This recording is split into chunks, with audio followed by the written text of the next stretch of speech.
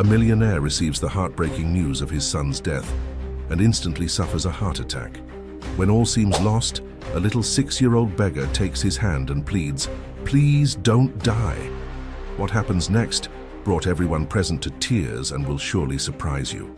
Watch this beautiful story of overcoming adversity until the very end. If this story interested you, subscribe to our channel, don't forget to like this video, and tell us which city you're watching us from. We'll keep going. The late autumn. Wind whipped through Manhattan's concrete canyons as Maxwell Reed stood at his office window on the 52nd floor. At 63, he had everything money could buy, except what mattered most. The emptiness in his chest had grown deeper since Sarah's death 5 years ago, and now, staring at the city lights blurring through his tears, he could barely breathe. His secretary's voice crackled through the intercom. "Mr. Reed, the board meeting starts in 10 minutes. Maxwell adjusted his silk tie, trying to steady his trembling hands. The merger documents lay untouched on his mahogany desk, but he couldn't focus on them. Today would have been Sarah's birthday. His wife had been the only one who understood him, who could calm his troubled mind. Without her, the world seemed colorless, meaningless. The pain in his left arm had been growing worse all morning. He'd ignored it, like he ignored most things that couldn't be solved with money or power. But now, as he reached for his briefcase, the discomfort exploded into agony that radiated across his chest. Maxwell stumbled, knocking over a crystal vase. Water and roses scattered across the Persian carpet as he clutched his chest, gasping for air. The city lights outside began to swim and blur. He tried to reach the intercom, but his legs wouldn't cooperate. The floor rushed up to meet him as darkness crept into the edges of his vision. Through the haze of pain, he heard the office door open. Expecting his secretary, he was surprised to see a small figure instead, a little girl, no more than 6 or 7, wearing a tattered coat, several sizes too big. Her dark eyes were wide with concern as she rushed to his side. "Mister, are you okay?" Her voice was high and clear, cutting through his pain-filled fog. "Please don't die." Maxwell tried to speak, but could only manage a weak groan. The girl grabbed his hand, her small fingers surprisingly warm against his clammy skin. "Stay with me, please, I'll get help." He wanted to tell her to leave, that this was no place for a child, but the pain was overwhelming. Through his fading consciousness, he watched as she ran to his desk and pressed the intercom button. "Help! Please help! The man is very sick." Her voice carried the urgency that his couldn't. The last thing Maxwell saw before losing consciousness was the girl's face hovering over his, her eyes filled with tears. "Don't die, mister. Please don't die." When he awoke in the hospital hours later, the steady beep of monitors filling his private room, his first thought was of the little girl. His secretary, Helen, sat in a chair nearby, her usually impeccable appearance showing signs of stress. "The girl," he croaked, his throat dry. "Where is she?" Helen leaned forward. "She disappeared before security could talk to her. Nobody knows how she got into the building." She paused, then added softly, "The doctors said if she hadn't called for help when she did, you wouldn't have survived." Maxwell closed his eyes, remembering the warmth of her small hand in his. In all his years of wealth and success, no one had shown him such pure, unconditional concern. Who was she? How had she gotten into his office? And why did she care whether he lived or died? The questions swirled in his mind as exhaustion pulled him back toward sleep. But one thing was certain. He needed to find her. Not just to thank her, but because something about her reminded him of the humanity he'd lost along his climb to success. Little did he know, this encounter would change not only his life, but would unravel secrets that had been buried for decades. The girl's appearance in his office that day was no accident, and her connection to his past would shake the very foundation of everything he believed about himself and his carefully constructed world. 2 weeks after his heart attack, Maxwell was released from the hospital. His doctors had warned him to take it easy, but his mind was consumed with finding the mysterious little girl. He'd hired private investigators, reviewed security footage, and questioned every employee in the building, but no one could explain how she had appeared in his office that day. The autumn chill had deepened as his driver James steered the Mercedes through the city streets. Maxwell watched the passing crowds, studying every child's face, hoping to glimpse those dark eyes that had pleaded with him to leave. "Stop the car," Maxwell suddenly commanded. There, huddled in a doorway of a closed shop, was a small figure in an oversized coat. James pulled over, but by the time Maxwell got out, she was gone. "Sir, you should be resting," James said, concern evident in his voice. Maxwell ignored him, walking down the sidewalk despite the protest in his chest. The coat, he was sure it was the same one. He followed the narrow alley where he'd seen her disappear, emerging onto a quieter street lined with aging brownstones. A woman was sweeping the steps of one of the buildings. She looked up as Maxwell approached, her weathered face creasing with worry. "Can I help you?" "I'm looking for a little girl," Maxwell said, realizing how strange he must look in his expensive suit. About 6 years old, dark eyes, wearing a brown coat too big for her. The woman's expression hardened. "Why are you looking for her?" Something in her tone made Maxwell pause. "She helped me when I was ill. I want to thank her." The woman studied him for a long moment. "That would be Lucy," she finally said. "She's my granddaughter, or was." Her voice caught. "She's very sick." Maxwell's heart skipped a beat. "Where is she? Please, I need to see her." "Metropolitan Hospital," the woman replied, her eyes filling with tears. "Children's ward, but visiting hours are almost over."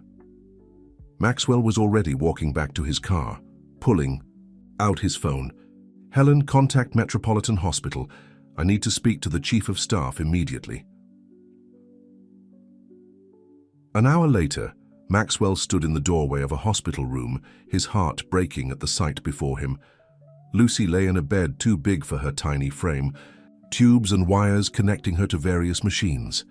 Her skin was pale, almost translucent, and her dark eyes seemed too large for her thin face. She turned her head as he entered, and a weak smile lit up her features. "You didn't die," she whispered. Maxwell moved to her bedside, taking her small hand in his. "No, thanks to you. But why were you in my office that day?" Lucy's smile faded. "I was looking for someone. The nurses said I shouldn't leave my room, but I had to find them before—" She trailed off, her eyes growing distant. "Find who?" Maxwell asked gently. "My family," she replied. "Grandma said my real mom worked in your building a long time ago, before she died." Lucy's voice was growing weaker. "I thought maybe if I found where she worked, I could find my dad. Grandma doesn't know who he is." Maxwell felt a chill run down his spine. 25 years ago, when his company was just beginning to grow, there had been someone, a brief relationship he'd ended when things became too complicated. She'd tried to tell him something important, but he'd been too focused on his ambitions to listen. "What was your mother's name?" he asked, his mouth dry. "Rachel," Lucy whispered. "Rachel Thompson." The room seemed to spin as Maxwell sank into the chair beside her bed. Rachel, the only woman besides Sarah who had ever made him question his priorities, the woman who had disappeared without a trace, leaving only a letter he'd never opened, a letter that still sat, unopened, in the bottom drawer of his desk. As Lucy drifted off to sleep, her small hand still clutching his, Maxwell faced the terrifying possibility that his past had finally caught up with him, and the little girl who had saved his life might be the key to his redemption or his ultimate undoing. Maxwell sat in his home office late that night, the still-sealed envelope from Rachel trembling in his hands. The paper had yellowed with age, but her elegant handwriting remained clear on the front. He'd kept it all these years, unable to throw it away, yet too afraid to read its contents. Outside, rain pelted against the windows of his penthouse apartment, matching his turbulent thoughts. Lucy's face haunted him, those dark eyes so similar to Rachel's, the determined set of her jaw that mirrored his own. Could it be possible? Had his single-minded pursuit of success cost him more than he'd ever imagined? The door chime interrupted his thoughts. At this hour, it could only be Helen. She entered carrying a thick folder and wearing an expression that confirmed his worst fears. "I found her birth certificate," Helen said quietly, placing the folder on his desk. Lucy Thompson, born at Mount Sinai Hospital. Mother, Rachel Thompson. She paused, her voice softening. Father, unknown. Maxwell opened the folder with shaking hands. Lucy's medical records painted a grim picture. Acute lymphoblastic leukemia, diagnosed 6 months ago. Traditional treatments had failed, and her condition was deteriorating rapidly. She needed a bone marrow transplant, but no matching donors had been found. There's more, Helen continued. Rachel died in a car accident when Lucy was just a baby. Her grandmother, Margaret Thompson, has been raising her alone. They've struggled financially, the medical bills. Take care of them, Maxwell interrupted, all of them, and arrange for the best specialists to review her case. Helen nodded but didn't leave. Max, she said gently, using his first name for the first time in 20 years of working together. You need to read the letter. He knew she was right. With trembling fingers, he broke the seal and unfolded the pages inside. Rachel's words, written 25 years ago, leaped off the page. Dear Max, by the time you read this, I'll be gone from New York. I've tried to tell you in person, but you're always too busy, too focused on your next big deal. I'm pregnant, Max. The baby is yours. Maxwell's vision blurred as he read on. Rachel had written about her hopes, her fears, her understanding of his ambition, but her unwillingness to raise their child in its shadow. She'd asked for nothing, no money, no recognition, just the truth whenever he was ready to hear it. He never had been ready, until now. A knock on his office door startled him. Dr. Wilson, Lucy's oncologist, entered with a grave expression.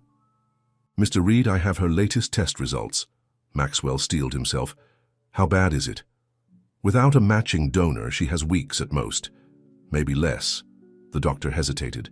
Given the circumstances, I took the liberty of running a preliminary comparison with your blood type and genetic markers. Maxwell held his breath. You're a match, Mr. Reed, a perfect match. Dr. Wilson's eyes were kind but serious. Which, given the genetic markers involved, confirms what I suspect you've just learned. Lucy is your daughter. The world seemed to tilt on its axis. All these years, he'd had a daughter who was now fighting for her life in a hospital bed, who had somehow found her way to his office just in time to save him, and now perhaps he could save her. But as Maxwell reached for his phone to set things in motion, it rang first. The hospital's number flashed on the screen. Mr. Reed, a nurse's urgent voice came through. You need to come quickly. Lucy's taken a turn for the worse. Maxwell was already running for the door, the letter clutched in his hand, his heart pounding with a fear greater than any he'd felt during his own brush with death. He couldn't lose her. Not now. Not when he'd only just found her. What he didn't know was that the night's revelations were only the beginning. Lucy's condition would lead him down a path that would uncover even more painful truths, ones that would force him to confront not only his past choices, but also the very foundations of his success. The children's ward was eerily quiet when Maxwell arrived, out of breath and soaked from the rain. Margaret Thompson stood outside Lucy's room, her face drawn with worry. She straightened when she saw him, recognition and something else, anger perhaps, flashing in her eyes. So now you know, she said quietly. After all these years. I just read Rachel's letter, Maxwell replied, his voice raw. I had no idea, please believe me. Margaret's expression softened slightly. Rachel believed you would come find us when you were ready. She never lost faith in you, even at the end. She wiped a tear. Lucy's just like her that way, always believing in people. Before Maxwell could respond, alarms began blaring from Lucy's room. Medical staff rushed past them, and through the doorway Maxwell caught glimpses of his daughter's small form as doctors worked over her. Her fever's spiking, a nurse called out. Blood pressure dropping. Margaret grabbed Maxwell's arm, her fingers digging in. They watched helplessly as the medical team fought to stabilize Lucy. After what seemed like hours but was probably only minutes, Dr. Wilson emerged, looking exhausted. We've managed to bring her fever down, he said, but she's very weak. The infection we've been fighting has spread. We need to start the transplant process immediately if we want to have any chance.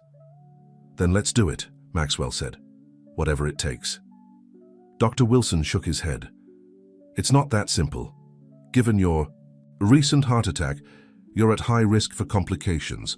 The donation process is intensive. It could trigger another cardiac event. I don't care, Maxwell insisted. She's my daughter.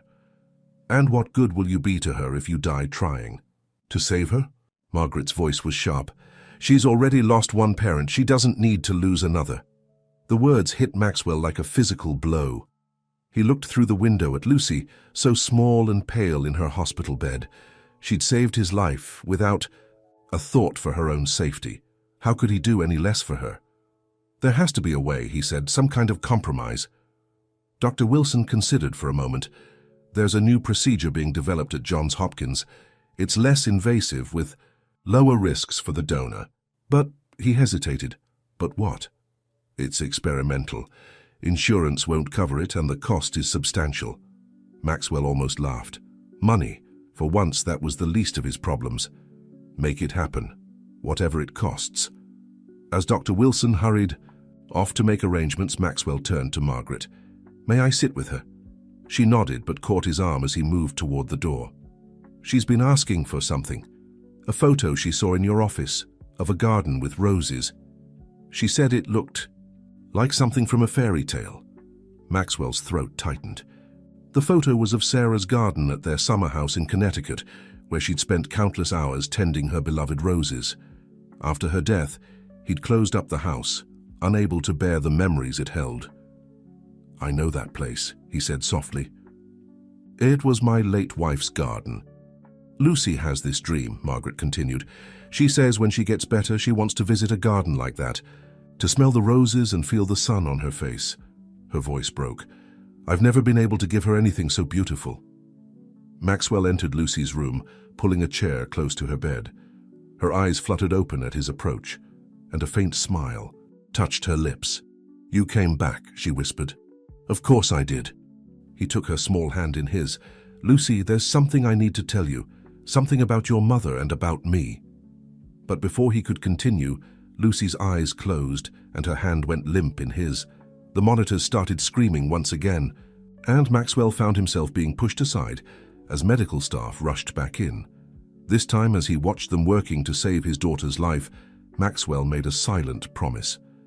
If Lucy survived, he would give her not just a garden, but a home filled with all the love and beauty she deserved.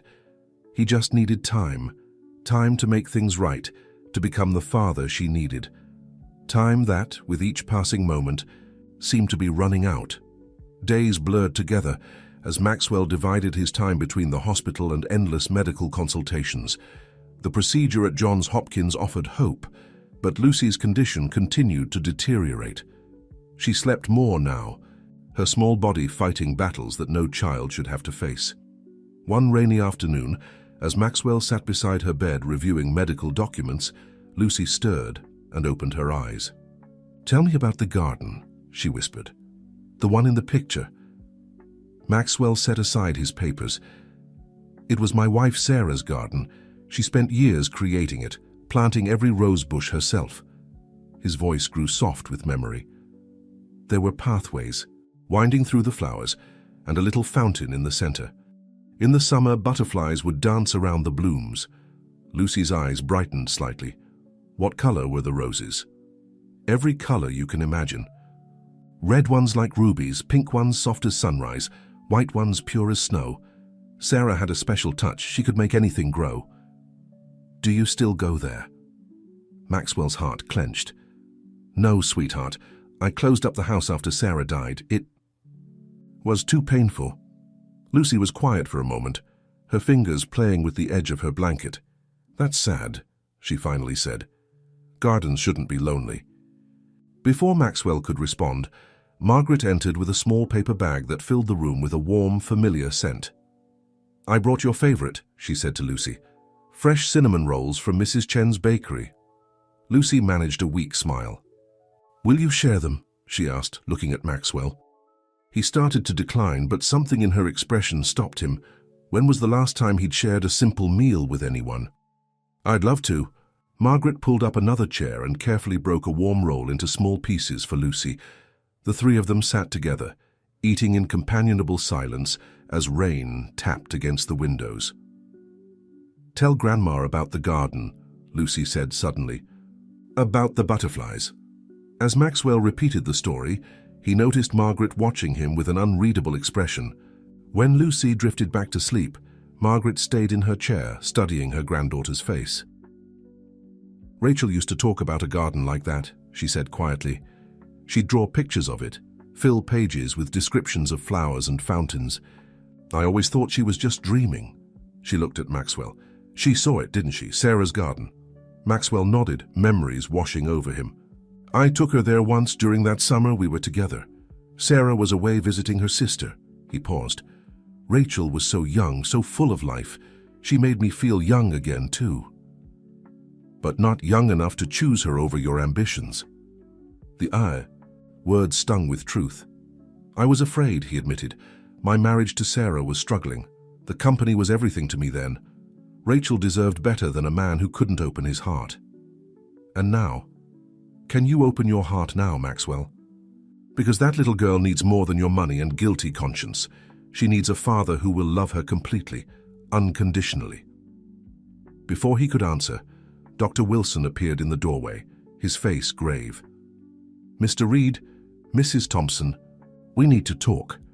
The latest tests show the infection has reached Lucy's heart. If we don't begin the transplant process within the next 48 hours, it will be too late." Maxwell stood, his own heart pounding. "Then let's do it. I'm ready." "There's a complication," Dr. Wilson continued. "Your cardiac enzyme levels are elevated. The stress of these past weeks has taken a toll. If we proceed with the donation now, the risk to your life is significant." The room grew very still. Maxwell looked at Lucy, so small and fragile in her hospital bed. She'd risked everything to save him that day in his office. Could he do any less for her? "How long?" Margaret's voice broke the silence. "How long does she have without the transplant?" "Days at most," Dr. Wilson replied softly. "Maybe less." Maxwell moved to Lucy's bedside, gently brushing a strand of hair from her forehead. In sleep, she looked so much like Rachel, the same delicate features, the same quiet strength. "Schedule the procedure," he said firmly. "Tomorrow morning." "Maxwell, please," Margaret started, but he held up his hand. "For 25 years, I chose myself over everyone else. I let my fear and ambition rule every decision." He took Lucy's small hand in his. "I won't choose myself this time. I can't." What he didn't say, what he held silent in his heart, was that his decision wasn't just about saving Lucy. It was about saving himself, the part of his soul that had withered and died long ago in Sarah's garden, among the roses that no longer bloomed. That evening, as medical staff prepared for the next day's procedure, Maxwell sat alone in the hospital chapel. He wasn't a religious man, but something about the quiet space drew him in. Moonlight filtered through stained glass windows, casting colored shadows on the empty pews. The door opened softly and Helen entered, carrying a stack of papers. She sat beside him without speaking, her presence as steady and reassuring as it had been through 2 decades of crises and triumphs. "The board is meeting tomorrow morning," she finally said. "They're concerned about the company's stability. She couldn't finish the sentence. "If I die on the operating table," Maxwell completed for her. He took the papers she offered, documents transferring control of his company to a trust with Helen as executor. Everything he owned would go to Lucy. As he signed his name, memories flooded back. Building his empire had once seemed so important. Now, looking at his signature on the papers that would give it all away, he felt only a profound sense of peace. "There's something else," Helen said hesitantly. She pulled an old photograph from her purse. "I found this in the company archives." The photo showed a much younger Maxwell at a company Christmas party. Rachel stood beside him, her smile radiant, one hand resting protectively over her stomach. He hadn't noticed it then, but now the gesture was unmistakable. She had already known she was carrying his child. "I remember that night," he said softly. "Rachel tried to tell me something important, but I was too busy networking with potential investors. I told her it could wait. His voice broke. Everything important in my life always had to wait. A nurse appeared in the doorway. "Mr. Reed, Lucy's asking for you." He found his daughter awake and restless, her dark eyes bright with fever. Margaret had gone to her apartment to get fresh clothes, leaving them alone. "Are you scared?" Lucy asked as he sat beside her. "About tomorrow?" Maxwell considered lying, then decided she deserved the truth. "A little. Are you?" She nodded. "But it's okay to be scared sometimes. That's what Grandma says." She picked at a loose thread on her blanket. "Can I ask you something?" "Anything." She hesitated. "If everything goes okay tomorrow, will you take me to see the garden? Just once." Maxwell's throat tightened. "I'll do better than that. I'll bring the garden back to life. We'll plant new roses together, and you can help design the pathways. We'll make it even more beautiful than before." Lucy's face lit up. "Really? You promise?" "I promise." He squeezed her hand gently. "And there's something else I need to tell you. Something I should have said the moment I found out." He took a deep breath. "Lucy, I'm your father." He waited for shock, anger, rejection. Instead, Lucy smiled softly. "I know," she whispered. "I saw the picture of my mom in your office that day. We have the same smile." Maxwell stared at her in amazement. "You knew? All this time?" "Mom's diary had your picture in it, and letters she wrote but never sent." Lucy's voice grew drowsy. "She said you weren't ready to be a dad then, but maybe you're ready now?" Tears rolled down Maxwell's cheeks as he gathered her small hand in both of his. "I'm ready now, sweetheart. And I promise you, if we get through, tomorrow I'll spend every day making up for lost time." Lucy's eyes drifted closed. "Tell me more about the garden," she murmured. "About the butterflies." Maxwell began describing Sarah's garden again, painting pictures with words until Lucy fell asleep. But as he watched her breathing, so shallow now, so fragile, fear gripped his heart. What if he lost her? What if, after finding her, after finally opening his heart to love again, she slipped away like Sarah, like Rachel? How many second chances could one man expect in a lifetime? Outside the hospital windows, the moon sailed behind clouds, casting the room in darkness. In a few hours, they would both face the greatest test of their lives, and no amount of money, power, or promises could guarantee they would both survive to see the roses bloom again. Dawn broke over the city, painting the hospital room in shades of pale gold. Maxwell hadn't slept, spending the night watching Lucy's chest rise and fall. With each precious breath, Margaret had returned and dozed in a chair nearby, her face lined with worry even in sleep. A soft knock announced the arrival of the pre-op team. Dr. Wilson entered with several nurses, his expression professionally neutral. "Has time to begin preparations," he said quietly. Lucy stirred as the nurses started their work, her eyes fluttering open. "Daddy!" she called out weakly, reaching for Maxwell's hand. The word pierced his heart. It was the first time she had called him that. "I'm here, sweetheart," he said, moving closer. "Will you—" She paused, gathering strength. "Will you sing to me? Like the video?" Maxwell looked confused until Margaret spoke up. Rachel made videos for her before she died. She would sing Lucy's favorite lullaby. "I don't know it," Maxwell admitted, feeling the weight of all he had missed. "You'll stay over, won't you?" Lucy asked instead, her voice barely a whisper. "After the operation?" "Of course I will. And when you're stronger, we'll start planning. That garden together." He tried to keep his voice steady to hide his fear. The nurses began wheeling Lucy's bed toward the door. Margaret leaned down to kiss her granddaughter's forehead, whispering words of love. As they reached the hallway, Lucy called out again, "Daddy, I'm glad I found you." Maxwell stood frozen, watching until they disappeared around the corner. A different nurse approached him. "Mr. Reed, we need to prep you now." The next hour passed in a blur of medical procedures and consent forms. Just before they wheeled him into surgery, Helen arrived with more papers requiring his signature. "The board sends their best wishes," she said, but her eyes told a different story. The company was in turmoil, shares dropping as news of his condition leaked to the press. "None of it matters now," Maxwell said. "Just make sure Lucy is taken care of no matter what happens." Dr. Wilson appeared in his surgical garb. "Are you ready, Mr. Reed?" "Wait," Maxwell called out. "Lucy is... she okay?" "She's being prepped in the next room. We'll begin her procedure as soon as we harvest your cells." The doctor hesitated. "Mr. Reed, I need to remind you one last time, the risk to your heart is significant. If anything goes wrong..." "Just promise me one thing," Maxwell interrupted. "If you have to choose, save her, not me." Margaret, who had been standing quietly nearby, stepped forward. "No," she said firmly. "You saved them both, Doctor. That little girl needs her father."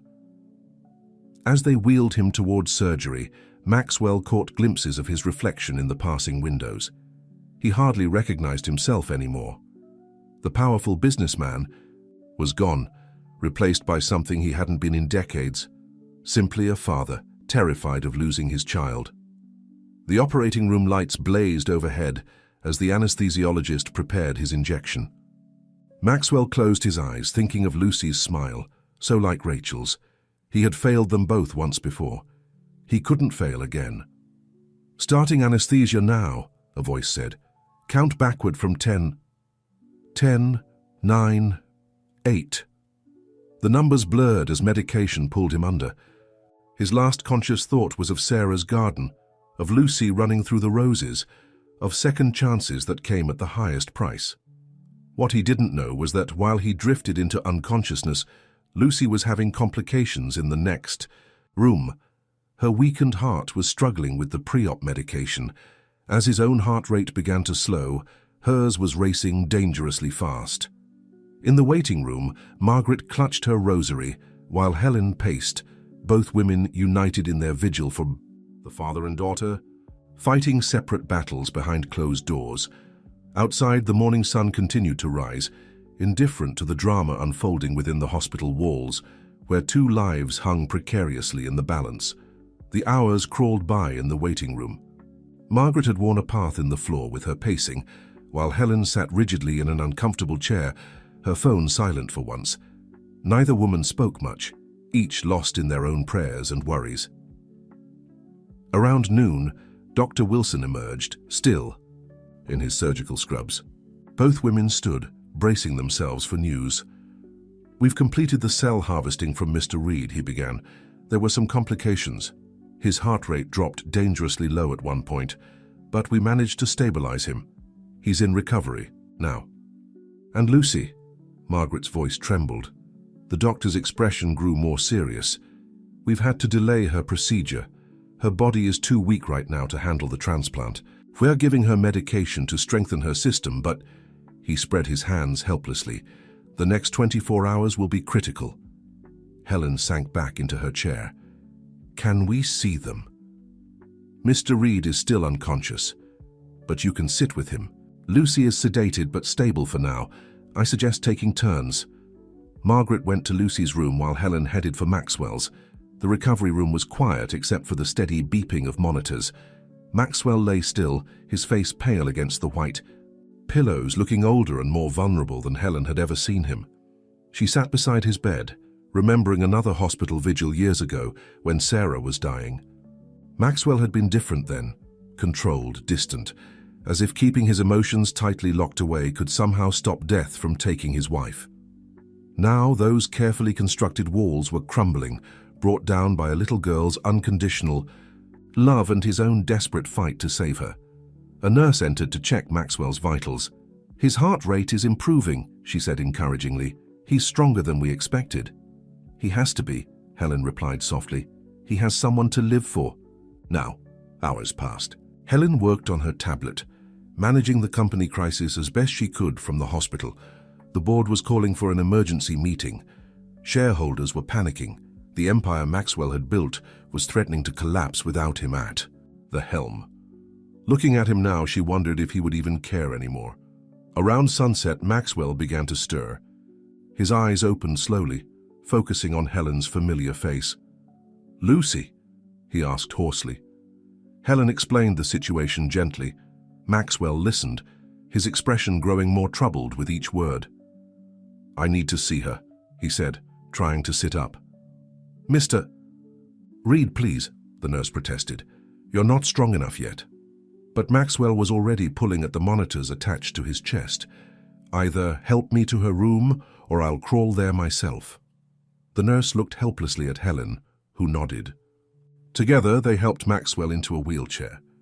The short journey to Lucy's room left him breathless and pale, but his determination never wavered. Margaret looked up as they entered. Lucy lay motionless in her bed, her small face nearly as white as the sheets. Only the gentle rise and fall of her chest showed she was still fighting. "Has she woken at all?" Maxwell asked. Margaret shook her head. "The doctors say her body is exhausted. They're giving her medicine to help her get stronger, but—" She couldn't finish. Maxwell wheeled himself to Lucy's bedside, taking her tiny hand in his. It felt cooler than before, more fragile. "I'm here, sweetheart," he whispered. "Daddy's here." The monitors beeped steadily, marking each precious heartbeat. Outside, darkness fell over the city, lights twinkling like earthbound stars. Helen and Margaret withdrew quietly, leaving father and daughter alone. Maxwell began to talk softly, telling Lucy about the garden they would create together. He described the roses they would plant, the paths they would design, the butterflies they would watch on warm summer days. His voice grew hoarse, but still he talked, holding onto her hand like a lifeline. "I know you're tired," he said. "I know it's hard to keep fighting. But please, Lucy, please don't leave me. Not when I've just found you." A tear fell onto their joined hands. Maxwell didn't bother wiping it away. Let the world see him cry. Let them see that the mighty Maxwell Reed had finally learned what truly mattered. What he didn't know was that this night would become the longest of his life, as Lucy's condition would take an unexpected turn that would test his newfound faith and challenge everything he thought he understood about love, sacrifice, and the true meaning of wealth. Just past midnight, Lucy's fever spiked dangerously high. The quiet routine of the hospital floor erupted into controlled chaos as nurses rushed in with ice. Packs and doctors barked urgent orders. Maxwell, still weak from his own procedure, refused to leave her side despite the medical staff's protests. "Temperatures at 104 and rising," a nurse called out. "Blood pressure dropping." Dr. Wilson appeared, his face grim as he checked Lucy's vital signs. "We need to get the fever down now, or her organs will start failing." Maxwell watched helplessly as they packed ice around his daughter's small body. Her skin had taken on a grayish tinge, and her breathing was becoming more labored with each passing minute. "What about the transplant?" he asked desperately. "Can't we start it now?" "Her body's too weak," Dr. Wilson replied. "The procedure, how it'd kill her." He turned to a nurse. "Start her on the strongest antibiotics we have, and get a cooling blanket in here." Margaret arrived, having been called at home. She took one look at Lucy and sank into a chair, her hands clasped in silent prayer. Helen stood in the doorway, her usual composure cracking as she watched the scene unfold. Hours crept by. The medical team worked tirelessly, trying everything in their arsenal to bring Lucy's temperature down. Maxwell held her hand, whispering encouragement, willing his own strength into her failing body. Around 3 in the morning, Lucy's eyes fluttered open. "Cold," she whispered. "So cold."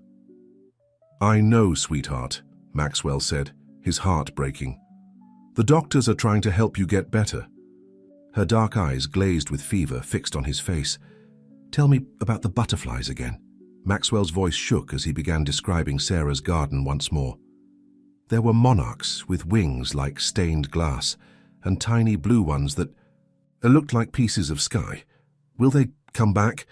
Lucy's words were barely audible. "Yes, my darling. When you're stronger, we'll plant flowers to attract them. Hundreds of butterflies just for you." A ghost of a smile touched her lips before her eyes closed again.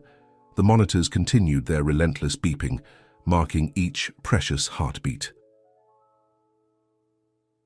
Buran was breaking when Dr. Wilson pulled Maxwell and Margaret aside. His expression told them everything before he spoke a word.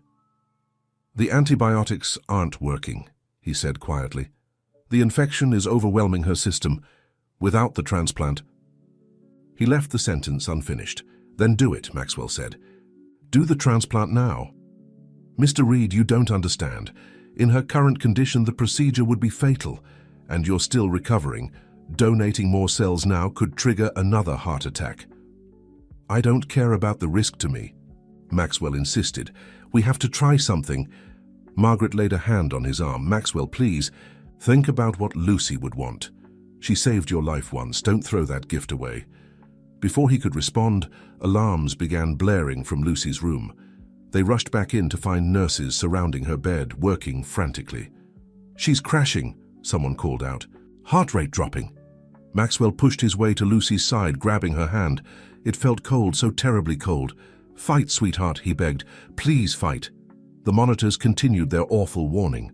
Dr. Wilson was calling for medications, for equipment, for miracles that modern medicine might not be able to provide. In that moment of crisis, as Maxwell watched his daughter slipping away, something broke inside him. All his wealth, all his power meant nothing. He couldn't buy her health or bargain with death.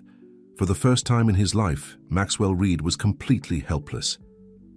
But as he would soon discover, sometimes the greatest strength comes when we admit our helplessness.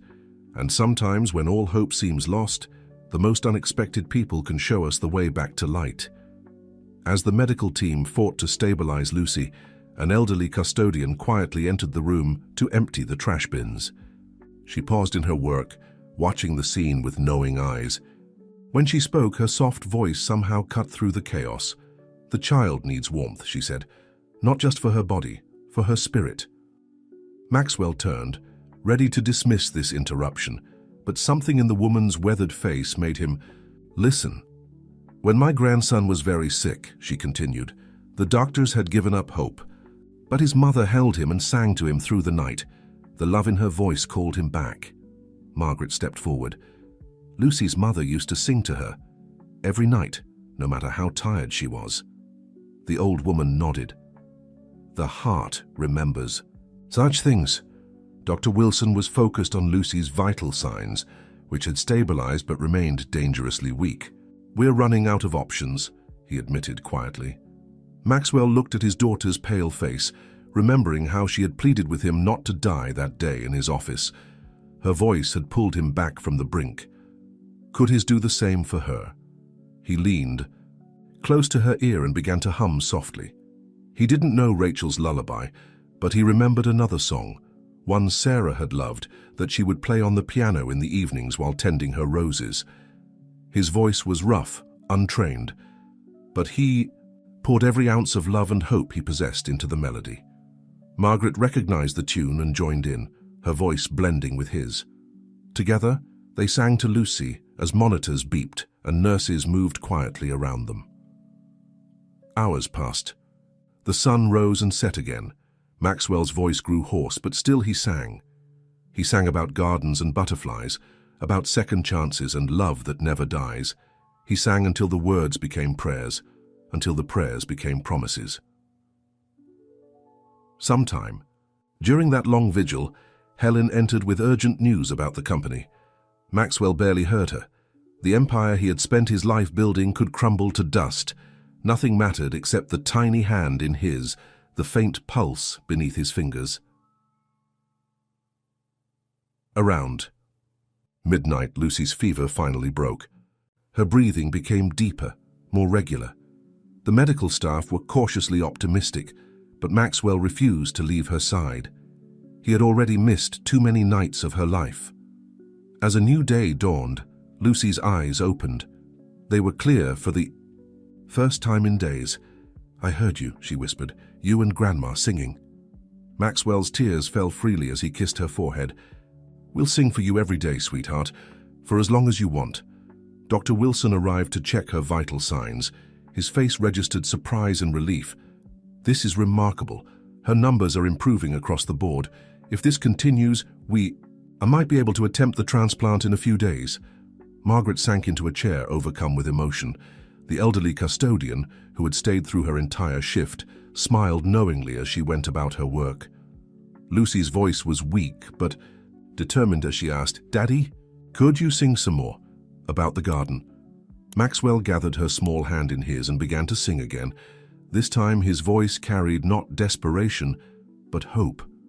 Outside the window, the first rays of sunlight painted the sky in shades of pink and gold, promising a new day, a new beginning. But even as Lucy's condition improved, challenges still loomed. The transplant procedure remained risky for both of them. The board of directors was threatening to vote Maxwell out of his position, and somewhere in the hospital, test results were being processed that would reveal yet another shocking truth about Lucy's connection to his past. For now, though, none of that mattered. In the quiet hospital room, a father sang to his daughter about butterflies and roses, about love that could bridge any distance, heal any wound. And Lucy, holding tight to his hand, began to believe that sometimes the most beautiful gardens grow from the hardest ground. In the days following Lucy's recovery from the fever, a gentle routine developed. Maxwell worked from her hospital room, handling urgent business matters from a small folding table while she slept. Margaret brought fresh flowers daily, and even Helen found herself spending more time sitting with Lucy, helping her with puzzles and drawings. But on a quiet Thursday morning, Dr. Wilson entered with an expression that made Maxwell's heart sink. The doctor held a manila envelope in his hands, his knuckles white from gripping it too tightly. "Mr. Reed, Mrs. Thompson, could we speak privately?" Margaret started to rise, but Lucy's small voice interrupted. "No secrets. Mommy always said, secrets hurt people." Dr. Wilson hesitated, then nodded slowly. "Very well. We've received some unexpected results from Lucy's latest blood work." He pulled several papers from the envelope. "The genetic markers we found, they're extremely unusual." Maxwell leaned forward. "What do you mean?" "Lucy's blood type and genetic profile show markers that are remarkably similar to your late wife's medical records." The room fell silent. Maxwell felt as if all the air had been sucked out of his lungs. "That's impossible," he whispered. But even as he spoke, memories flooded back. Sarah's last year of life, when she had grown so distant, spending weeks at a time at their summer house. The way she would change the subject whenever he mentioned children. The tears in her eyes when she looked at photos of Rachel, whom she had met only once at that Christmas party. Margaret's voice shook as she spoke. "Rachel never told me who adopted her baby." "What baby?" Maxwell asked. "The one before Lucy. She had another child years earlier, gave it up for adoption when she was just 17. Margaret's eyes filled with tears. She never got over. That's why she was so determined to keep Lucy, to give her all the love she couldn't give her first child. Maxwell's mind raced. The timing would have been right. Sarah had always wanted children, but they had. Discovered early in their marriage that she couldn't conceive. She had thrown herself into her garden instead, nurturing roses when she couldn't nurture a child. Had she known? Had she somehow found Rachel's baby and adopted it in secret? Never. Telling him because she feared his reaction? Had she carried that burden alone all those years? Lucy watched the adults with wise eyes. Is that why I dream about the garden? Because it was my sister's garden too? We'll need to run more tests to confirm, Dr. Wilson said gently. But if these results are accurate, it means Rachel's first daughter was raised by my wife, Maxwell finished, and now her second daughter needs a transplant that only I can provide. He laughed, a sound caught between joy and pain. Sarah always said there were no coincidences in life. Margaret reached for Lucy's hand. Rachel would say the same thing. She believed everything happened for a reason. Does this change anything? Lucy asked, her voice small. About the transplant? No, sweetheart, Dr. Wilson assured her. In fact, these genetic markers might explain why Mr. Reed is such a perfect match for the procedure. Sometimes the most unlikely connections prove to be the strongest. Maxwell moved to Lucy's bedside, gathering her tiny hand in his. The only thing this changes is that now we know your mother and Sarah were connected long before any of us realized. Maybe they worked together somehow, making sure you would find me when I needed you most. Lucy smiled weakly. And when you needed me to save you. Yes, Maxwell whispered, his voice thick with emotion. Exactly when I needed saving. But even as they processed this revelation, another crisis was brewing. Outside the hospital room, Helen took an urgent call from the board of directors. The vote to remove Maxwell from his position was scheduled for the next morning. And in the hospital's laboratory, technicians were discovering concerning changes in Lucy's latest test results, changes that would force everyone to make impossible choices sooner than they had planned. The threads of past and present were pulling tighter, weaving a pattern none of them could have foreseen. And somewhere, perhaps, Sarah and Rachel were watching, their love reaching across time and space to protect the little girl who had united their stories in ways no one could have imagined. The next morning arrived with a sense of impending crisis. Helen paced outside Lucy's room, her phone buzzing constantly with messages from board members and shareholders. Inside, Maxwell sat with his daughter, trying to focus on the colorful picture she was drawing, rather than the decisions that lay ahead. It's the garden, Lucy explained, adding another flower to her artwork. But I made the roses rainbow-colored. Do you think that's okay? I think it's perfect, Maxwell replied, his throat tight. Sarah would have loved it. Dr. Wilson appeared in the doorway, his face grave. Mr. Reed, we need to talk, the latest results. Before he could continue, Helen burst into the room. Max, I'm sorry, but you need to see this. She held out her tablet, displaying a news website. The headline made Maxwell's blood run cold. Reed Empire in crisis. Board moves to oust CEO. Lucy looked up from her drawing. Are you in trouble, Daddy? Maxwell forced a smile. Nothing for you to worry about, sweetheart. Just grown-up business stuff. He turned to Dr. Wilson. What were you saying about the results? The doctor glanced at Lucy, then at Margaret, who had just arrived with fresh flowers. Perhaps we should step outside. In the hallway, Dr. Wilson didn't mince words. Her condition is deteriorating faster than we anticipated. The infection is becoming resistant to the antibiotics. If we don't proceed with the transplant within the next 24 hours, I'm afraid. Then do it, Maxwell interrupted. Now, today. Mr. Reed, you haven't fully recovered from the cell harvesting. Your heart. I don't care about my heart. But I do, came a small voice behind them. Lucy stood in the doorway of her room, leaning against the door frame for support. I don't want you to die, Daddy. Not for me. Maxwell knelt before her, ignoring the protest in his chest. Lucy, listening to you that day in my office was the best decision I ever made. Let me make another good decision now. She shook her head, dark eyes filling with tears. Mommy's diary said she left you because she wanted you to be happy. She didn't want you to be sad because of us. I don't want you to be sad either. Margaret stepped forward. There must be another option. Dr. Wilson hesitated. There is an experimental procedure being tested in Boston. It's less invasive, but... He paused. It's also less likely to succeed. Helen, who had been quiet until now, spoke up. The board meeting starts in an hour. Max, if you're not. There, they'll vote you out. Everything you've built will mean nothing if she dies, Maxwell finished. He looked at his daughter, so small and fragile, yet so determined. Lucy, Go to your meeting, she said firmly. I'll wait for you, I promise. The next hour passed in a blur. Maxwell changed into a suit Helen had brought, kissed Lucy goodbye, and headed to his office. The familiar surroundings felt strange now, as if he were walking through a dream of his old life. The boardroom was packed when he arrived. Faces he'd known for years looked at him with a mixture of sympathy and calculation. The vote was a formality. He knew he had already lost their confidence. As the chairman began reading the motion to remove him, Maxwell's phone buzzed. A text from Margaret. Come back now, Lucy needs you. He stood up, interrupting the chairman mid-sentence. I apologize, but I have to go. Maxwell, the chairman warned, if you leave now, the vote will proceed without you. He looked around. The room at the Empire he had spent his life building. All the deals, the acquisitions, the power plays that had once seemed so important. None of it mattered now. Then vote, he said simply. My daughter needs me.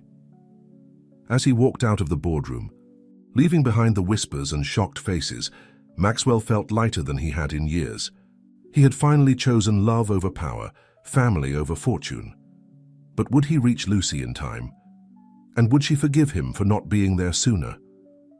The answers to these questions would change everything, not just for Maxwell and Lucy, but for everyone whose lives they had touched. Because sometimes the greatest victories come disguised as surrender, and the truest wealth lies in the things we give away. Maxwell rushed back to the hospital, his heart pounding with each step. When he reached Lucy's floor, he found Margaret, in tears outside the room. Her fever's back, she whispered, worse than before. Inside, the scene was hauntingly familiar, nurses rushing around, monitors beeping urgently, Dr. Wilson barking orders. But this time felt different, more final. Lucy lay motionless in her bed, her skin nearly translucent. The rainbow-colored garden she had drawn hours earlier still sat on her bedside table, its bright colors a stark contrast to the clinical whiteness of the room. What happened? Maxwell demanded. Dr. Wilson turned from checking Lucy's vitals. The infection has reached her heart. We've started her on the strongest antibiotics we have, but... He shook his head. She's fighting, but she's very weak.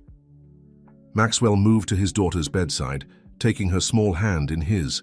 It felt cold, so terribly cold. Lucy? Sweetheart, I'm here. Daddy's here. Her eyelids fluttered but didn't open. The monitors continued their relentless rhythm, each beep a reminder of how fragile her hold on life had become. Helen appeared in the doorway, her face flushed from running. The board voted, she said quietly. I'm so sorry, Max. He didn't turn around. None of that matters now. Just find out about that experimental procedure in Boston. Call anyone you need to call. Offer anything. The hours crept by. Lucy's condition remained critical but stable. Maxwell refused to leave her side, even when the nurses brought him paperwork confirming his removal as CEO. He signed without reading, his eyes never leaving his daughter's face. Around midnight, the elderly custodian returned. She worked quietly, emptying trash bins and straightening chairs. Before leaving, she paused beside Lucy's bed. You know, she said softly, sometimes love needs a witness, someone to remember, to tell the story. Maxwell looked up, puzzled. The old woman smiled gently. My grandson, the one I told you about. He didn't make it, but his mother's love, that lived on. In memories, in stories, in the way she lived her life afterward. She touched Lucy's blanket softly. Love like that changes things, changes people. As if in response to her words, Lucy stirred. Her eyes opened slowly, focusing on Maxwell's face. You came back, she whispered. Of course I did, sweetheart. I'll always come back for you. She tried to smile, but it turned into a grimace of pain. It hurts, Daddy, everything hurts. Maxwell felt his heart breaking. I know, baby, I know. But you have to keep fighting just a little longer. Lucy's eyes filled with tears. I'm trying, but I'm so tired. She looked at her drawing on the bedside table. I'm sorry we didn't get to make the garden together. We will, Maxwell promised, fiercely. You'll get better and we'll plant every color of rose there is. The butterflies will come back and... Mr. Reed, Dr. Wilson's voice cut through his desperate promises. A moment, please. In the hallway, the doctor's expression was grave. We've received word from Boston. The experimental procedure. They don't think she's strong enough now. And your own cardiac condition?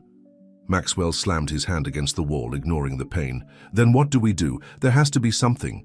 There might be, came a quiet voice. They turned to find Helen, standing there holding a thick file. I've been doing research about Sarah's last year, about Rachel's first child. She opened the file. There's someone you need to meet. But before she could explain further, alarms began blaring from Lucy's room. They rushed back in to find nurses surrounding her bed, working frantically. Her heart rate's dropping, someone called out. We're losing her. Maxwell pushed through to his daughter's side. Her eyes were closed, her breathing shallow. The bay. Monitors painted a terrifying picture of a small body losing its fight. "Lucy, please," he begged. "Please don't leave me, not now. Not when I've just learned how to love again." What he didn't know was that at that very moment, someone else was rushing toward the hospital. Someone whose arrival would change everything. The question was, would they arrive in time? The medical team worked desperately to stabilize Lucy as Maxwell watched helplessly. Margaret had sunk to her knees in prayer, while Helen paced the hallway, constantly checking her phone. "Blood pressure still dropping," a nurse called out. Dr. Wilson ordered more medications, his face tight with concentration. Through the chaos, the elderly custodian appeared again. She moved quietly to Lucy's bedside opposite Maxwell and began humming softly, the same lullaby he had heard Lucy singing to herself days earlier. Gradually, impossibly, Lucy's vital signs began to stabilize. The alarms quieted, though her condition remained critical. Dr. Wilson stepped back, wiping his brow.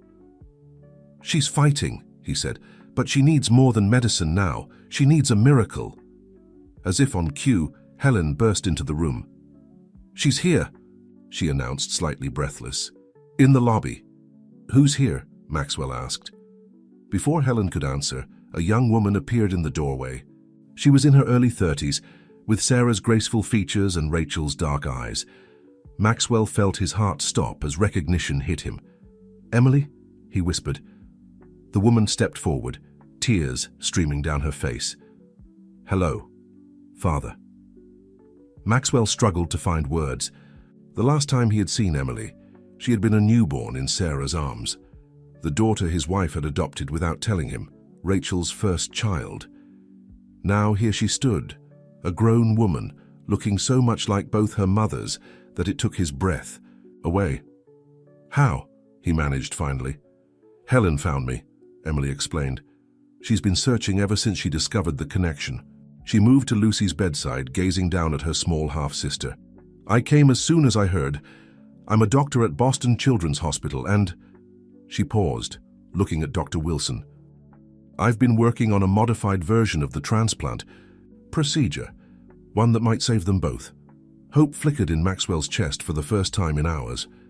"You can help her," Emily nodded. "The procedure I've developed uses a different approach.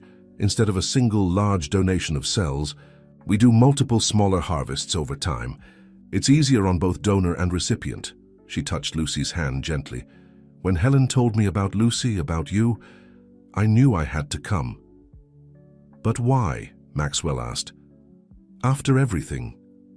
"Because Sarah, my mother, taught me about forgiveness, about how love can bridge any distance." Emily's voice caught. "She told me about my birth mother before she died, about you. She wanted me to know I was loved by so many people, even if they couldn't all be part of my life." Margaret had risen, from her knees, staring at Emily in wonder. "You look so much like Rachel." "I have pictures," Emily said softly, "if you'd like to see them sometime." She turned back to Dr. Wilson. "But right now we need to focus on Lucy. I've brought everything we need for the procedure. If we start tonight—" Lucy stirred, her eyes fluttering open. They fixed on Emily with a strange recognition. "I know you," she whispered. "From my dreams. You were in the garden with the butterflies." Emily took her sister's small hand. "Yes, little one. And now I'm here to help make those dreams come true." For the next hour, Emily and Dr. Wilson discussed the procedure while nurses prepared the necessary equipment. Maxwell listened, hardly daring to believe this chance at salvation had appeared so unexpectedly. "There are still risks," Emily warned him, "for both of you, but they're significantly lower than with the traditional procedure." Maxwell looked at his daughters, the one he had never known and the one he had only just found. Both miracles in their own way, both bridges between past and present, between loss and love. "When can we start?" he asked. But before Emily could answer, Lucy's monitors began screaming again. This time the alarms were different, more urgent, more final. Dr. Wilson rushed to check her vitals, his face paling. "Her heart's failing," he announced. "We need to decide now." Either we try the procedure immediately without proper preparation, or... He left the sentence unfinished, but everyone understood. They were out of time, out of options. The only choice left was between a desperate gamble and certain loss. Maxwell looked at Emily, seeing in her face the same determination he felt in his heart. Without words, father and daughter reached an understanding. They would fight for Lucy, together no matter the cost. The question was, would their combined strength be enough to save her? The emergency procedure room hummed with tense energy as Emily and Dr. Wilson prepared both Maxwell and Lucy. Margaret and Helen waited outside, holding on to each other for support, while the elderly custodian silently mopped the floors nearby, her presence somehow comforting. The first harvest will be the most critical, Emily explained as she inserted an IV into Maxwell's arm. Her hands were steady, but her voice trembled slightly. We'll take just enough cells to stabilize Lucy, then wait a few hours before the next round. Maxwell watched as nurses transferred Lucy to the bed beside his. She looked so small, so fragile. Her breathing was shallow, each breath a visible struggle. "Daddy?" she whispered. "I'm scared." "Me too, sweetheart," he admitted. "But your sister is here now. She's going to help make you better." Lucy turned her head slightly, looking at Emily. "Will you? Tell me about the garden, the one where you grew up." Emily's eyes filled with tears as she adjusted Lucy's IV. "It was beautiful. Mother, Sarah, spent hours there.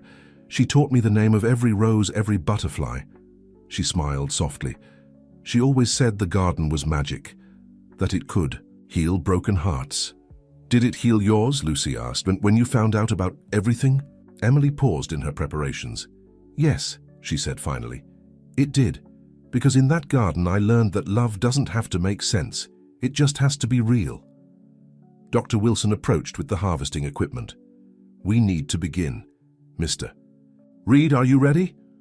Maxwell reached across the space between the beds, taking Lucy's hand. "Together, sweetheart. We'll do this together." The procedure began. Maxwell felt the familiar ache in his chest as they drew the first batch of cells, but he focused on Lucy's face, on her small hand in his. Emily moved between them, monitoring both their vital signs with intense concentration. First harvest. "Complete," Dr. Wilson announced, "beginning the transfer." Lucy whimpered softly as the cells began flowing into her system. Emily stroked her hair, humming the lullaby they had all come to know. Minutes stretched into hours. The medical team worked tirelessly, harvesting cells from Maxwell in small batches, transferring them to Lucy, waiting to see how her body would respond. Each time, the pain in Maxwell's chest grew stronger, but he refused to stop. Dawn was breaking when Emily checked Lucy's latest blood work. Her face lit up with cautious hope. The cells are integrating, her numbers are improving. But just as relief began to spread through the room, Maxwell's heart monitor began to sound a warning. Emily rushed to his side, checking his vitals. "His heart rate's elevated," she reported tensely. "We need to pause the harvest." "No," Maxwell protested weakly. "Keep going. She needs more." "She needs you alive," Emily said firmly. "We'll wait an hour, let your heart recover." Lucy stirred on her bed. "Daddy, are you okay?" Maxwell tried to smile through his pain.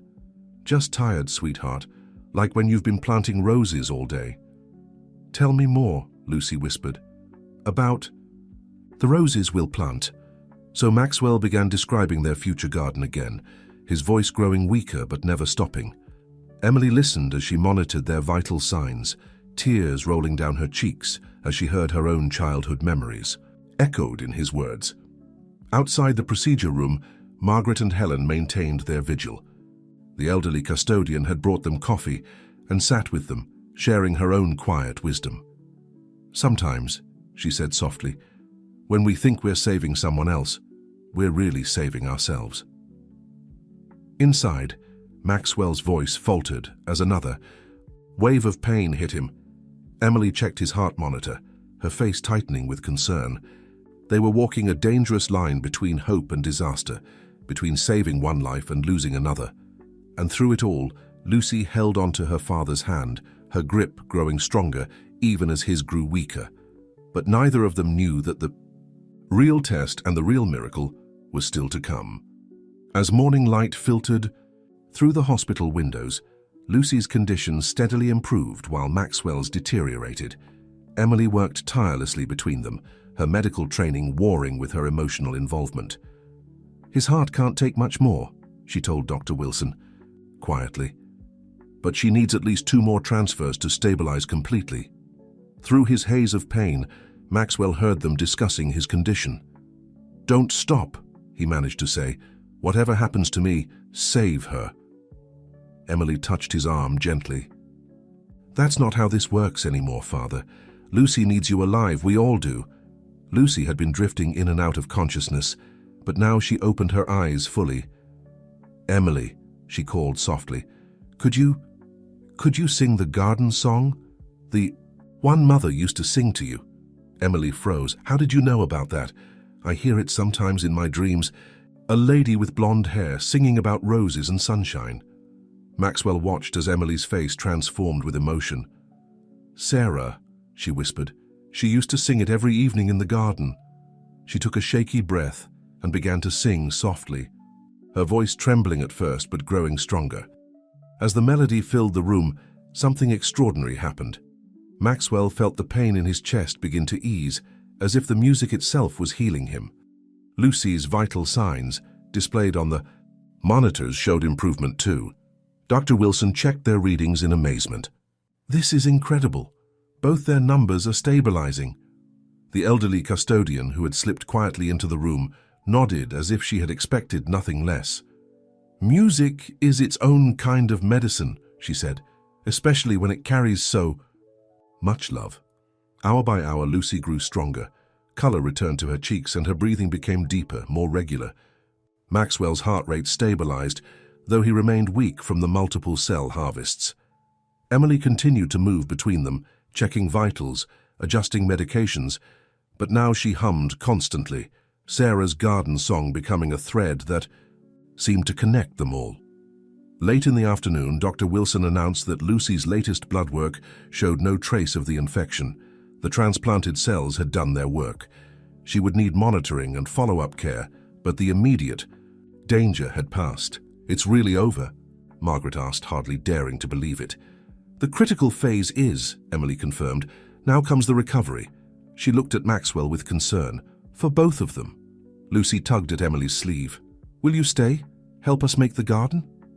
Emily glanced at Maxwell, uncertainty crossing her face. They had worked together to save Lucy, but decades of separation and unspoken feelings still lay between them. "Please," Maxwell said softly, "stay. Help me make up for lost time with both of you." Before Emily could respond, Helen appeared in the doorway. "Max, the board is here. They want to talk about reinstating you as CEO." Maxwell didn't even look up from Lucy's bedside. "Tell them thank you, but no. The company needs someone who will put it first. That's not me anymore." "Then what will you do?" Helen asked. "I'm going to restore Sarah's garden," he replied, "with my daughter's help. And then," he smiled at Lucy, "we're going to create something new. A place where children who are sick can come to heal, surrounded by roses and butterflies." Lucy's face lit up. "Like a magic garden." "Exactly like that," Emily said, making her decision. "And I'll help. I can set up a pediatric clinic there, work with the children myself." The elderly custodian smiled from her corner of the room. "Sometimes the best gardens grow from places where there was once only pain." As if to confirm her words, a butterfly, the first of the season, fluttered past the window, its wings catching the late afternoon sun. Lucy pointed at it excitedly, and for the first time her voice was strong and clear.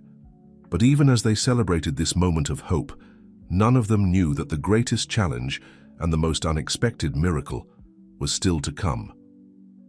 Because sometimes healing the body is only the first step.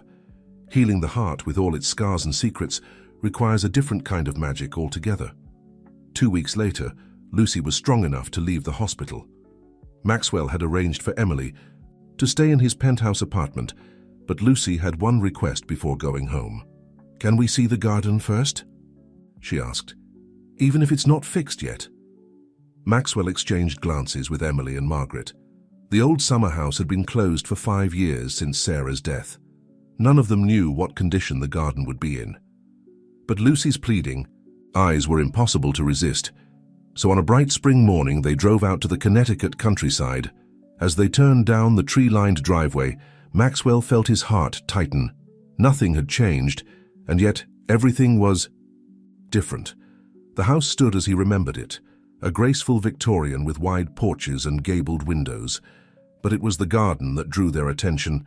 What had once been Sarah's pride and joy was now overgrown, the rose bushes wild and tangled, the paths barely visible under weeds. Lucy, however, saw something different. "It's still here," she whispered, her face glowing. "All of it. It's just sleeping." She insisted on walking the paths herself, though she was still weak. Emily stayed, close beside her, while Maxwell and Margaret followed behind. The elderly custodian, who had somehow become part of their extended family, brought up the rear carrying a basket of sandwiches. "Look!"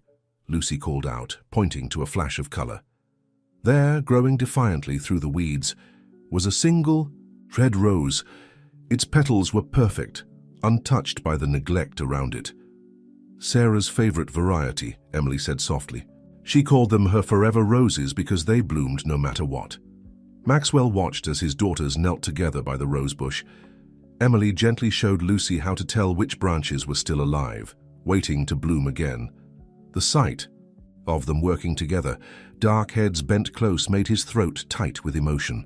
"They look like Rachel," Margaret observed, wiping away tears. "Both of them. The way they move, the way they smile." They set up a picnic near the old fountain, its basin dry but still elegant. As they ate, Lucy and Emily traded stories. Emily sharing memories of growing up in the garden, Lucy describing her dreams of what it could become. "We could make a special place," Lucy said excitedly, "where sick children could come and feel better like I did. With benches under the trees and paths wide enough for wheelchairs." "And a butterfly house," Emily added, catching her enthusiasm. "I know someone who breeds healing gardens. We could create something amazing here." Maxwell listened to their plans, seeing the future taking shape through their eyes. But something still nagged at him, a piece of the puzzle he couldn't quite grasp. The elderly custodian seemed to sense his thoughts. "Sometimes," she said in her quiet way, "the things we think we've lost are just waiting to be found again." As if in response to her words, Lucy suddenly stood up. "There's something over there," she said, pointing to a far corner of the garden. "Something important." She led them down a nearly hidden path, pushing through overgrown branches. Maxwell didn't remember this part of the garden. It must have been one of Sarah's private spaces. They emerged in a small clearing. In the center stood a weathered wooden bench, and behind it, protected by twining roses, was a stone angel. At its base, barely visible through the greenery, were words carved in the stone. Emily gasped. "I remember this place." Mother would come, here to think, to write in her journal, but I never knew what the angel said. Together they cleared away the vines. The inscription slowly emerged. "For my 3 daughters, one born of my body, one born of my heart, and one yet to come. May this garden shelter you all when I am gone." Maxwell sank to his knees. Sarah had known about Emily's true parentage, about Rachel's first child, and somehow, impossibly, about Lucy. She had created this space for all of them, trusting that someday they would find their way here.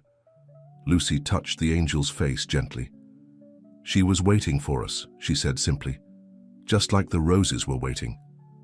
But as they stood in that sacred space, none of them realized that Sarah had left.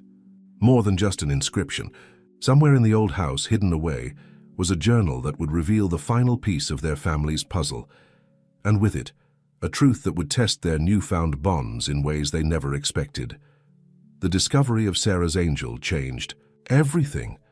They spent the rest of the afternoon exploring the old house, with Lucy leading the way as if she somehow knew where to go. Her strength seemed to grow with each step, as if the house itself was healing her. "Mother's study was up here," Emily said as they reached the second floor. The door stuck slightly, swollen with years of disuse. Inside, everything was exactly as Sarah had left it. Books on shelves, a shawl draped over her reading chair, dried roses in a vase on her desk. Lucy went straight to the desk, opening drawers with careful purpose. In the bottom one, she found what she seemed to be looking for, a leather-bound journal with pressed rose petals marking its pages. "How did you know?" Maxwell asked, amazed. "I saw it in my dreams," Lucy replied. "A lady with golden hair was writing in it, crying happy tears." Emily took the journal with trembling hands. "Mother wrote in this every day, but I never dared read it." "Read it now," the elderly custodian suggested from the doorway. "Some stories need to be told at exactly the right moment." They gathered in Sarah's reading nook as Emily opened the journal. Her voice shook as she began to read. "My dearest daughters, if you're reading this, then my prayers have been answered. You found each other, and with that, you found your way home to the garden. There's so much I need to tell you, so many secrets I've kept." The journal entries told an extraordinary story. Sarah had known about Emily's true parentage from the beginning. She had specifically sought out Rachel's baby to adopt, drawn by a connection she couldn't explain. Years later, when Rachel started working at Maxwell's company, Sarah recognized her immediately. "I watched from afar," she wrote, "as Rachel fell in love with my husband. I should have been angry, but instead I felt only sadness, for her, for Maxwell, for the walls he had built around his heart. When she left, carrying another child, I knew someday that child would be the key to healing our broken family." Lucy listened intently as Emily read, her small hand clasped in Maxwell's. Margaret wiped tears away as Sarah's words revealed how she had secretly helped Rachel over the years, making sure she and Lucy always had what they needed. "The garden has its own magic," Sarah wrote. "It knows what the heart needs even when we don't. Emily found healing here as a child. Lucy will find it too when the time is right. And Maxwell, my dear stubborn Maxwell, he'll finally learn that love is the only legacy that truly matters." The last entry was dated just days before Sarah's death. "I've seen her in my dreams, the little girl with Rachel's eyes and Maxwell's smile. She'll come when they need her most, this precious third daughter of my heart. She'll remind them all of what matters, of who they really are. And somehow she'll lead them back here, back to the garden where healing begins." Emily's voice trailed off. The room was silent, except for quiet sniffles. Even the elderly custodian was dabbing at her eyes with her apron. "She knew," Maxwell whispered. "All this time she knew everything." "Not everything," Lucy said softly. She reached for the journal, turning to the very last page. There, pressed between the pages, was a sealed envelope with Maxwell's name on it. His hands shook as he opened it. Inside was a single sheet of paper, covered in Sarah's elegant handwriting. "My dearest love, if you're reading this, then our garden has worked its magic once again. You've found our girls, all of them. And more importantly, you've found yourself. There's one last gift I've left for you, one last piece of the puzzle." Maxwell looked up from the letter, his face pale. "The garden cottage," he said. "Sarah's private sanctuary. She never let anyone go in there." "It's still here," Emily said, "behind the rose arbor, but it's been locked all these years." Lucy stood up, swaying slightly. "We need to go there, now." "Sweetheart, you should rest," Margaret protested. But Lucy was already heading for the door, moving with determined purpose. The others followed, drawn by her certainty. The cottage stood exactly as Maxwell remembered it, a tiny stone building almost hidden by climbing roses. The key was where Sarah had always kept it, under a loose brick by the door.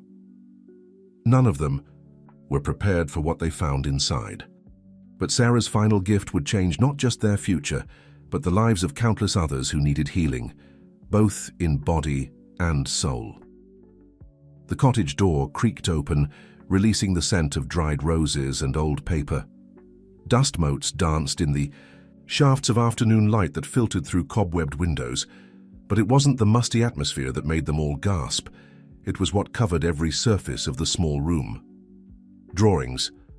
Hundreds of them. Detailed architectural plans and sketches showing a transformed version of the garden. Sarah had envisioned not just a restored space, but an entire healing center built around the original garden's footprint. "Look at these," Emily breathed, picking up one of the drawings. She designed everything: treatment rooms overlooking the rose gardens, meditation spaces, walking paths accessible to wheelchairs and hospital beds. Maxwell moved to a large drafting table in the center of the room.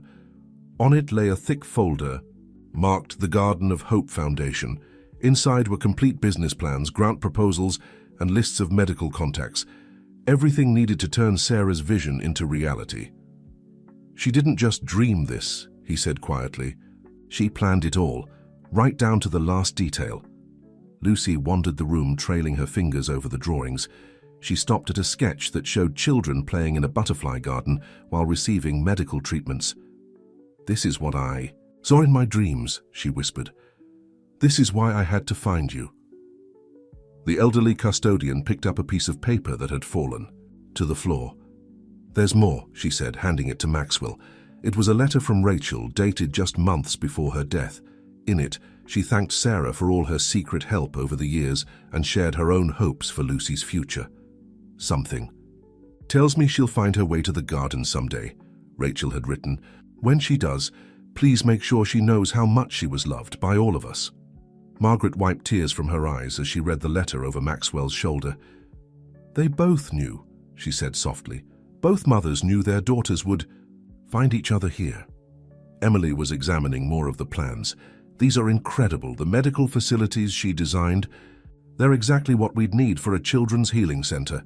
It's like she knew." "She did know," Lucy said with quiet certainty. "She knew everything." Maxwell sat heavily in Sarah's old chair, overwhelmed by the scope of what his wife had envisioned. All those years he'd thought she was just puttering in her garden. She had been planning this legacy of hope and healing. "I was so blind," he murmured. "So focused on building my own empire that I couldn't see the one she was creating right here." Lucy came to stand beside him, her small hand finding his. "But you see it now, Daddy, and we can make it real." "Yes," Emily added, her eyes shining. "With purpose. I can coordinate with my colleagues at Boston Children's. With these plans and your resources, the garden can help other children get better," Lucy finished, "like it helped me." The elderly custodian smiled from her corner. "The best gardens," she said softly, "are the ones that grow between generations." As they continued exploring the cottage, discovering more of Sarah's carefully laid plans, none of them noticed the butterfly that had followed them inside. It perched on one of the drawings, a sketch of 3 girls playing in a rose garden, while 2 women watched from a bench nearby. But there was still one more discovery to be made, one final piece of Sarah's plan that would ensure her dream wouldn't just live, but flourish for generations to come. It lay hidden in a place only Lucy would think to look, waiting for the perfect moment to be revealed. As evening approached, casting long shadows through the cottage windows, Lucy grew restless. She moved around the small space with purpose, as if searching for something specific. "What is it, sweetheart?" Maxwell asked, noticing her focused expression. "There's something else," she said. "Something important." She stopped in front of an old wooden cabinet, running her hands along its carved edges. "Here, it's in here." Emily helped her open the stiff doors. Inside, on the bottom shelf, sat a small iron box with roses etched into its lid. A note tied with faded ribbon was attached. "For my granddaughter when she finds her way home." Lucy's hands trembled as she lifted the box. "It's for me," she whispered. "From both of them." Inside they found 2 envelopes, one in Sarah's elegant handwriting, the other in Rachel's familiar script. But it was what lay beneath them that brought tears to everyone's eyes. A delicate silver charm bracelet with 3 rose-shaped charms. "I remember this," Emily gasped. "Mother wore it every day in the garden, but these charms, there were only 2 before." Maxwell recognized it as well. He had given Sarah the bracelet on their first anniversary, with a single rose charm. She had added a second when they adopted. Emily, now a third charm hung beside the others, newer but perfectly matched. "Read the letters," Margaret urged gently. Lucy opened Sarah's first. "My dearest granddaughter, I may never hold you in my arms, but I've held you in my heart since the day I learned of your existence. This bracelet has been waiting for you, just as the garden has been waiting. The 3 roses represent the 3 daughters who will bring my dream to life. Emily, who taught me that love knows no boundaries. You, my precious one, who will bridge the past and future, and those yet to come who will find healing in the garden we create. Wear it with love, and know that you were part of our family's story long before you entered it. All my love, Grandmother." "Sarah?" Lucy's voice shook as she read Rachel's letter next. "My darling Lucy, if you're reading this, then all my prayers have been answered. You've found your way to the garden, to your father, to the family that was always meant to be yours. Sarah has been our guardian angel, watching over us both even when I didn't know it. She helped me understand that love multiplies. It doesn't divide. The garden saved me once when I was young and lost. I know it will save others through you. You are the best of all of us. Sarah's vision, your father's strength, and I hope, a little of my heart. I'm sorry I couldn't stay to see you. Grow up, but I was never afraid for your future.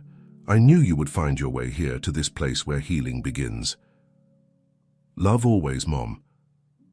Emily helped Lucy fasten the bracelet around her wrist. The silver roses caught the last rays of sunlight, sending tiny rainbows dancing across the cottage walls. "It's perfect," Lucy said, touching each charm gently, like they knew exactly what size I would be. The elderly custodian smiled knowingly. Love has a way of knowing such things. Maxwell watched his daughters, one he had lost and found again, one he had never known he had until she saved his life. Both of them carried pieces of Sarah and Rachel in their faces, their gestures, their hearts. "So," he said, picking up Sarah's plans, "shall we begin?" Emily's eyes lit up. "I can make some calls tonight, start gathering the medical team. And I can help design the children's areas," Lucy added excitedly. "I know what sick kids need to feel better." Margaret picked up Rachel's letter, reading it again through tears. They would be so proud, both of them. As they gathered the plans and prepared to leave the cottage, Lucy stopped suddenly. "Listen," she said. "Do you hear it?" They all fell silent. Through the open window came the faint sound of wind chimes, Sarah's old garden chimes that had hung silent for years. "The garden is waking up," Lucy said with certainty. "It knows we're home." But even as they celebrated this moment of connection and purpose, none of them could guess how Sarah's final gift would transform not just their lives, but the lives of countless others who would find their way to this place of healing. 1 year later, the Garden of Hope Foundation was preparing for its grand opening. The transformation was nothing short of miraculous. Sarah's vision had been brought to life with loving attention to every detail, but with additions that even she couldn't have imagined. Maxwell stood at the window of his new office, which overlooked the main garden.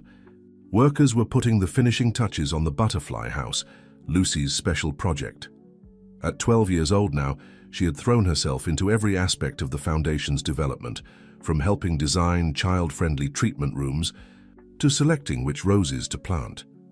Emily had assembled an impressive medical team, combining traditional treatments with garden therapy. Her reputation at Boston Children's had drawn other skilled doctors who believed in the healing power of nature. The waiting list for the program was already months long. "Daddy," Lucy's voice called from the garden. "Come quick." The first butterfly emerged.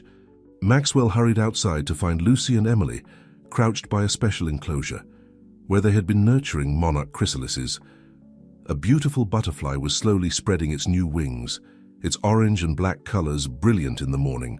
"Son, isn't it perfect?" Lucy breathed, her silver bracelet catching the light as she gestured excitedly. Just in time for the opening tomorrow. She had grown stronger over the past year, her own health blossoming along with the garden. The regular medical checkups showed no signs of her illness returning. Emily called it a miracle, but Lucy insisted it was just the garden's magic. Margaret appeared carrying a tray of lemonade. She had moved into the gardener's cottage, taking charge of the volunteer program that would help maintain the extensive grounds.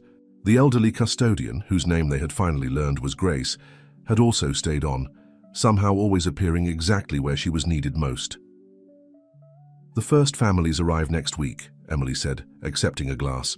"5 children to start with, then we'll gradually increase the number as we refine our programs." Maxwell watched as Lucy began explaining to a new volunteer about the different butterfly species they would be raising. She had become the heart of the foundation, her natural empathy drawing people in, making them believe in the possibility of healing. "Sarah would love this," Grace said softly, appearing beside him. But I don't think even she imagined how beautiful it would become. She was right. While they had followed Sarah's basic plans, the foundation had evolved into something more organic, shaped by the needs they discovered along the way. The original garden remained at its core, but now pathways led to various healing spaces, art therapy studios, music rooms, quiet nooks for reading or reflection. Helen, who had left her corporate career to become the foundation's administrator, approached with a stack of mail. "More donations," she reported happily, and 3 more doctors wanting to join the team. But Maxwell's attention was drawn to Lucy, who was now leading a small tour group through the butterfly house. She moved with such confidence, such purpose. Gone was the frightened little girl who had saved his life that day in his office. In her place was a young healer, already showing signs of the remarkable woman she would become. Emily joined him, slipping her arm through his. "Penny, for your thoughts." "Just thinking about how close I came to missing all this," he replied. "If Lucy hadn't found me that day." "But she did find you," Emily reminded him. "Just like I found my way back, just like Sarah and Rachel knew we would." The sound of children's laughter floated across the garden. A group of local kids who had been helping with the planting was playing near the fountain, their joy infectious.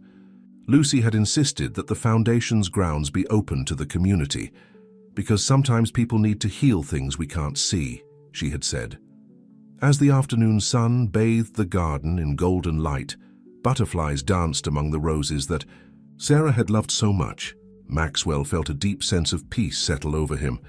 His life had changed in ways he could never have imagined, all because a little girl had refused to let him die. But even as they prepared for the next day's celebration, none of them knew that their greatest test and their most profound miracle was still to come. The morning of the foundation's opening dawned clear and bright. Rose petals carpeted the pathways, and butterflies filled the air as if they too were celebrating. Hundreds of people gathered in the main garden, medical professionals, local families, media representatives, and most importantly, the first group of children who would be receiving treatment. Lucy stood with Emily at the entrance, greeting each arrival with a warmth that put nervous parents and scared children at ease. Her silver bracelet caught the sunlight as she bent down to talk to a little boy in a wheelchair, telling him about her own journey to health. Maxwell watched from the podium where he would soon give his opening speech. But as he observed his daughters working together, he realized the most important words wouldn't come from him today. When it was time for the ceremony to begin, he stepped aside, gesturing for Lucy to take his place. She looked surprised, but moved forward with quiet confidence. Emily stood beside her, one hand resting supportively on her shoulder. "A year ago," Lucy began, her clear voice carrying across the hushed crowd, "I was dying. Not just from my illness, but from loneliness, from feeling like I didn't belong anywhere." She touched her bracelet gently. But 2 amazing women, my grandmother Sarah and my mother Rachel, had already prepared the way for me. They knew that love, like these gardens, needs time to grow. She gestured to the transformed space around them. They also knew that healing isn't just about medicine. It's about finding your place in the world, about believing in magic and miracles. She smiled at Maxwell. "Sometimes it's about saving someone else when you think you're the one who needs saving." Emily stepped forward then, continuing the story. This place was born from the vision of a woman who understood that love multiplies when we share it. Our mother Sarah believed that every child deserves a chance to bloom, no matter how harsh their winter has been. Margaret wiped tears from her eyes as she listened. Grace stood beside her, nodding in quiet approval. Helen clutched a stack of programs to her chest, too moved to distribute them. Today, Lucy continued, we're opening more than just a medical facility. We're opening our hearts to possibility. Every child who comes here will find not just treatment, but acceptance, not just care, but love. As if on cue, dozens of butterflies rose from the nearby garden, their wings catching the sunlight like stained glass. The crowd gasped in delight. Look, Lucy pointed, her face glowing. They're dancing for us just like in my dreams.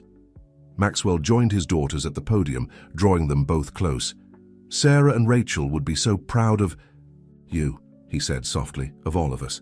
After the ceremony, as people explored the grounds and medical staff gave tours of the facilities, Maxwell found himself back in Sarah's cottage. Everything was just as they had found it that day a year ago, but now her drawings and plans had been framed, creating a small museum of the foundation's origins. Grace appeared in the doorway. You've done well, she said simply. All of you. We couldn't have done it without you, Maxwell replied. You helped us see what was right in front of us all along. She smiled mysteriously. Sometimes we all need a little help remembering what love looks like. Outside, Lucy was leading her first official tour group, children and parents who would be starting treatment the following week. Her voice drifted through the window as she explained about the butterflies, the roses, the magic of healing. Emily stood at her office window in the medical wing, watching the scene below. She had finally found her true calling, combining her medical expertise with the nurturing spirit she had learned in this very garden. Margaret sat on Sarah's old bench, next to the angel statue. She held Rachel's diary in her lap, but her eyes were on her granddaughter, marveling at how life had come full circle. The Garden of Hope Foundation would go on to help thousands of children over the years. Its unique approach to healing would be studied and replicated around the world. But its greatest miracle had already occurred. The healing of one small family, brought together by a little girl who believed in magic and refused to let death have the final word. As the sun set on that first day, casting long shadows through the rose arbors, Lucy found her father standing by the fountain. Together they watched the butterflies dance among the flowers that Sarah had loved so much. Are you happy, Daddy? She asked, slipping her small hand into his. Maxwell looked at his daughter, this precious child who had saved his life in more ways than one. More than I ever dreamed possible, he replied. And somewhere perhaps two mothers smiled down on the garden they had created, a place where love bloomed eternal, where healing began with hope, and where miracles happened every day in the simplest acts of kindness.